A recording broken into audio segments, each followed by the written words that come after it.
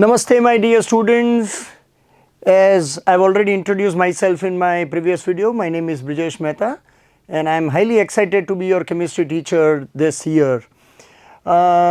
Chemistry को हम बहुत ही अच्छी तरह साथ में पढ़ेंगे और केमिस्ट्री बहुत ही इंटरेस्टिंग सब्जेक्ट है, right. So our first lecture is always और first few lectures are always dealing with basic and fundamentals of chemistry.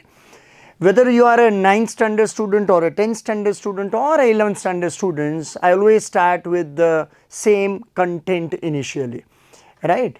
So if you have studied well in your 9th and 10th standard and if you are now going into 11th standard, then this will be helpful for recapitulation.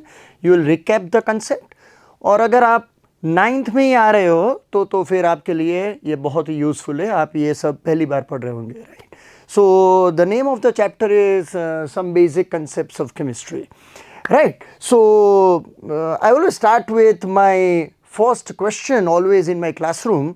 I've been teaching chemistry since last 27 years in classroom, and this is for the first time we are coming online with you.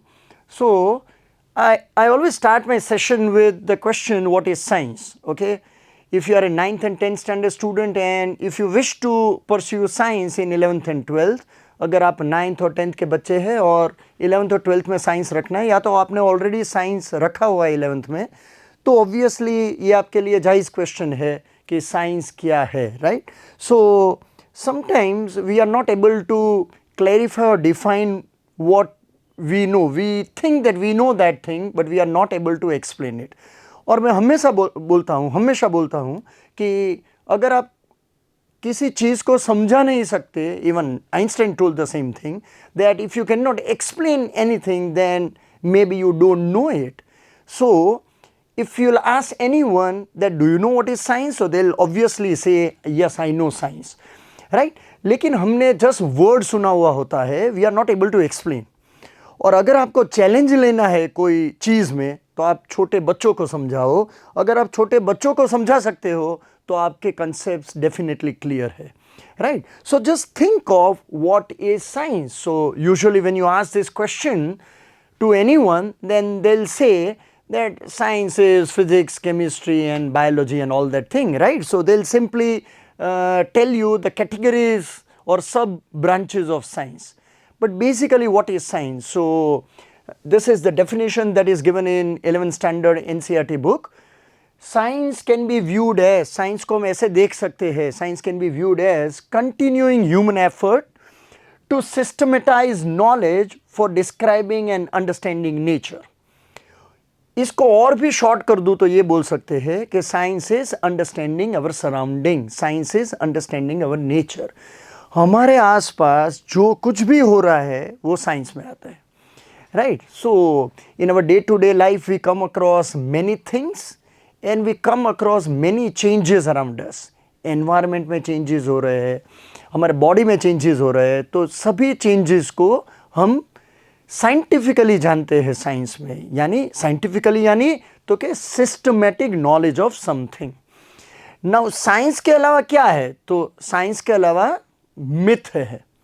जैसे हमने हमारे parents को या तो दादी माँ को ऐसा बोलते हुए सुना है कि अगर दूध उबल जाए तो शुकन होता है, अगर कांच फूट जाए तो शुकन होता है, अगर बिल्ली रास्ता काट दे तो ये होता है, यहाँ से काटे तो ये है, वहाँ से काटे तो वो है.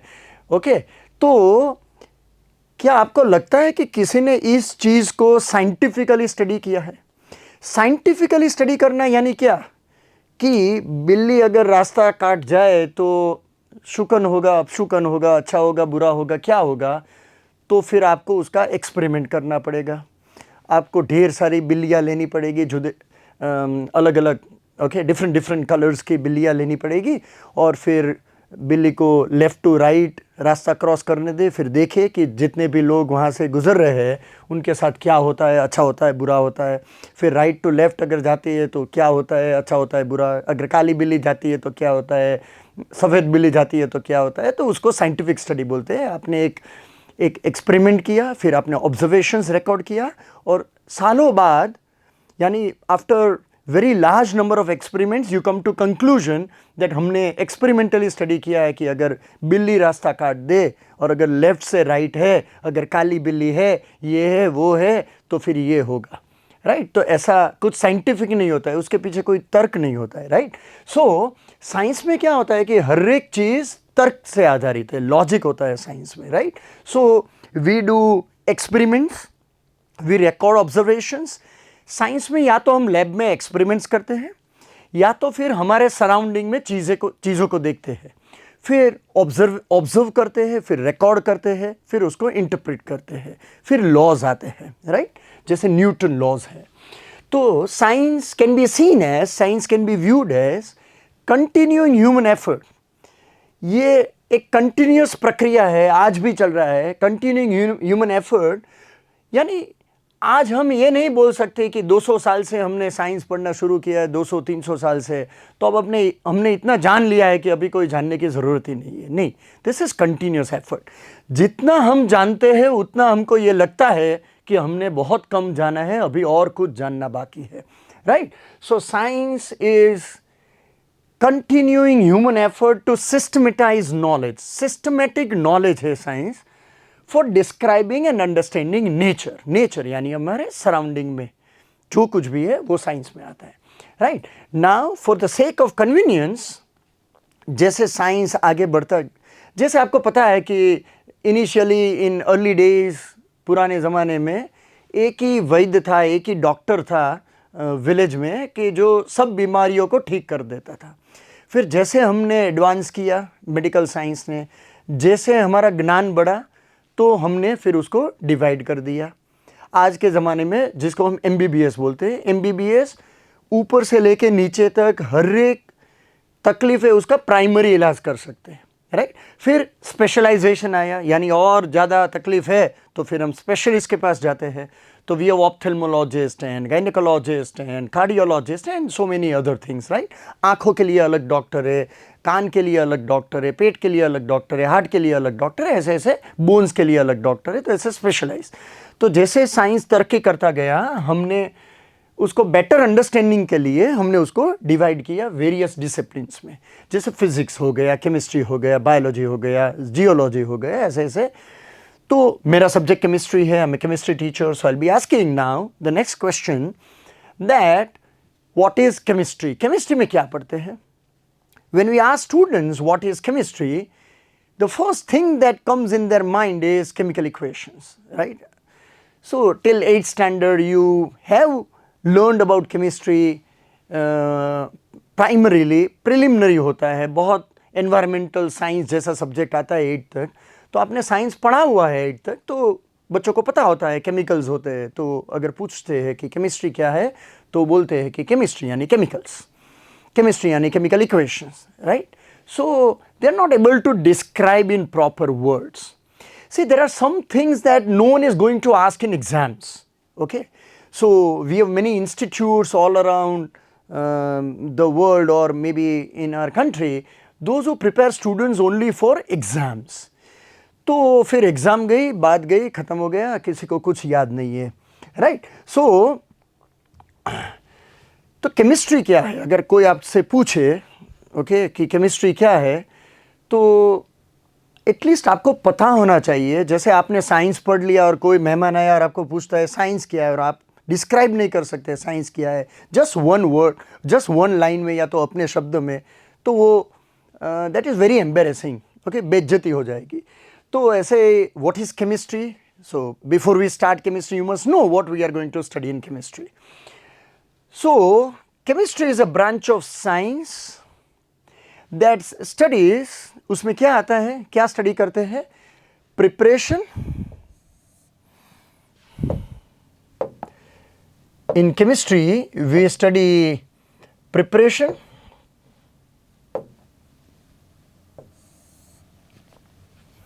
preparation of substances. जैसे वाटर कैसे बनता है, कोई भी केमिकल ले लो, वो कैसे बनता है वो केमिस्ट्री में आता है।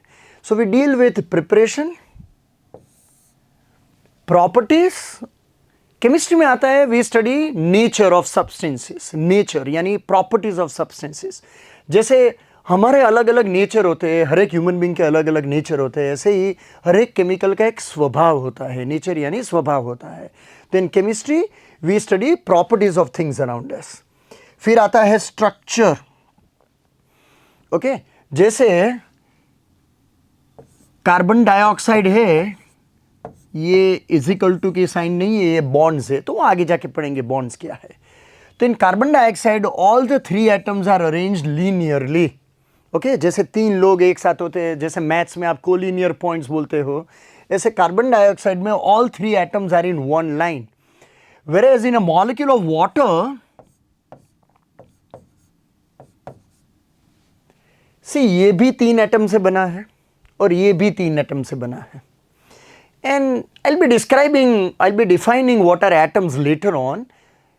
At present, I am assuming that you know what are atoms. Okay, atoms are the building blocks of substances. They are smallest particles that comprises each and everything around us. यानी हमारे आसपास जो कुछ भी चीज़ है वो अल्टीमेटली एटम से बनी हुई है। तो कार्बन डाइऑक्साइड एक कार्बन एटम और 2 ऑक्सीजन एटम से बना है, और वाटर है वो 2 हाइड्रोजन एटम और 1 ऑक्सीजन एटम से बना है। तो ये भी 3 एटम है, ये भी 3 एटम है, लेकिन ये लीनियर शेप है, all 3 atoms are in one line, whereas ये एंगुलर शेप है, बेंट मॉलिक्यूल है, ऐसे है बेंट मॉलिक्यूल, और ये एंगल है 104.5 डिग्री। तो ये सब आगे जाके आएगा, तो इसको स्ट्रक्चर बोलते हैं, राइट। सो ये लीनियर स्ट्रक्चर है, ये एंगुलर स्ट्रक्चर है, ऐसे डिफरेंट शेप्स होते हैं। And then the most important thing is reactions. In chemistry we study reactions of thing. जैसे कार्बन को ऑक्सीजन के साथ रिएक्ट कर दिया तो क्या होगा, हाइड्रोजन कार्बन के साथ रिएक्ट करेगा क्या होगा, एसिड को बेस से मिलाओगे तो क्या होगा। तो ऐसे रिएक्शंस, काफ़ी सारे रिएक्शंस आते हैं केमिस्ट्री में। So this is all about chemistry. So the branch of science in simple terms that deals with preparation, properties and structure as well as reaction of substances is termed as chemistry, right. So we can also elaborate this thing. chemistry में क्या आता है? chemistry deals with composition. composition यानी हर एक चीज किससे बनी हुई है। जैसे water is made up of hydrogen and oxygen atom. Water की केमिकल फॉर्मूला है H2O। Water is H2O। Carbon dioxide is CO2। Hydrochloric acid is HCl। sulfuric acid is H2SO4, calcium carbonate is CaCO3। ऐसे काफ़ी सारी formulas आएगी chemistry में। तो इसको composition बोलते हैं कि water is made up of water molecules and each water molecule is made up of 2 hydrogen atom and 1 oxygen atom. Group of atom is called a molecule, right. ऐसे carbon dioxide है, 1 carbon 2 oxygen atom, ये hydrochloric acid है, ये sulphuric acid, ये calcium carbonate है। Salt जो आप लेते हो, सॉल्ट घर में टेबल सॉल्ट, वो सोडियम क्लोराइड है NaCl, राइट। शुगर C6H12O6, ये ग्लूकोज की फॉर्मूला है, glucose is blood sugar. And C12H22O11 is sucrose, table sugar. Okay, जो शुगर हम घर में यूज करते हैं वो ये है। सो केमिस्ट्री डील्स विद कंपोजिशन, यानी हर एक चीज किससे बनी हुई है। तो ऐसी फॉर्मूलाज आएगी जो आपको मेमोराइज करनी है। रटना और मेमोराइज करना ये अलग बात है। आप ऐसे नहीं बोलोगे कि मैंने अपने पेरेंट्स का नाम रट लिया है। आप ऐसे नहीं बोलोगे कि मैंने फ़ोन नंबर रट लिया है। मुझे अपने पेरेंट्स का फ़ोन नंबर याद है, मुझे अपनी बर्थ डेट याद है, मुझे अपने सब रिश्तेदार के नाम याद है, राइट। तो ऐसे आपको ये फॉर्मूला याद रखनी है। याद कैसे रखते हैं? रिपीटेशन से याद रखते हैं, राइट। फर्स्ट टाइम अगर कुछ भी अनजान चीज़ आती है तो वो याद नहीं रहती है, तो उसको रिपीट करना पड़ता है। जैसे मैथमेटिकल टेबल्स है, 12 का टेबल है, 12 1 ज़ा 12, 12 2 ज़ा 24, तो वो रटना नहीं, वो याद रखना है, तो वो रिपीटेशन से याद रहता है। ऐसे आप बार बार ये फॉर्मूला को देखोगे तो आपको याद रह जाएगी, right? It's very simple, very easy. So chemistry deals with composition, structure जैसे मैंने बताया, प्रॉपर्टीज जैसे मैंने बताया, नेचर जैसे हमारे नेचर अलग अलग है, सब्सटेंसेस के भी नेचर अलग अलग है, एंड इंटरैक्शन ऑफ मैटर जिसको हम केमिकल रिएक्शन बोलते हैं, कि इसको इससे मिलाया तो क्या हुआ, तो उसको इंटरैक्शन बोलते हैं। जैसे हम एक दूसरे के साथ इंटरैक्ट कर रहे हैं, बातें कर रहे हैं, ऐसे केमिकल इंटरैक्शन यानी उसको मिक्स करना। And is of much use to human beings in daily life. Chemistry is very important subject. Okay, जैसे शैम्पू हो गया, सोप हो गया, in our house, in our kitchen, we have very large number of chemicals, right? Food chemicals that we consume, and there are chemicals that we use. Phenyl हो गया, हम पोछा करते हैं, right? फिनाइल से। तो एसिड हो गया, बाथरूम साफ करते हैं। तो and is of much use to human beings in daily life. These aspects can be best described and understood in terms of basic constituents of matter, and that are atoms and molecules. अगर आपको इसका मतलब ये है कि अगर आपको chemistry सीखना है, पढ़ना है, तो आपको एटम्स और मॉलिक्यूल्स की जानकारी होनी चाहिए. So it can be best described and understood in terms of basic constituents of matter. Matter is composed of, made up of tiny particles called atoms and molecules. उसकी definition हम आगे जाके देखेंगे. And that is why chemistry is also called science of atoms and molecules, right? So this was very fundamental introduction of what is science and what is chemistry and the scope of chemistry, what we are going to learn in chemistry. Hope you have enjoyed this video. Join us in edge.in, tell your friends about it, and we are going to learn chemistry in very exciting way. Hope to see you all in our next video. Bye bye.